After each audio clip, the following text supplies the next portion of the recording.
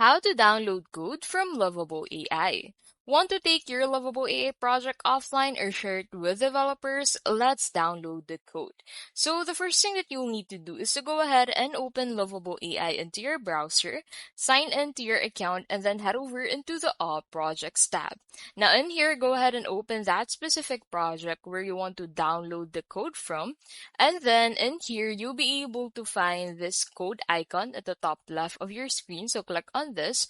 So as you can see, you'll be able to find all of the code files that you need for this project. So to be able to download the code, you just need to download each of this code individually. So you'll find this download button at the top right. So click on this and this will allow you to download each of the file that you have for your project.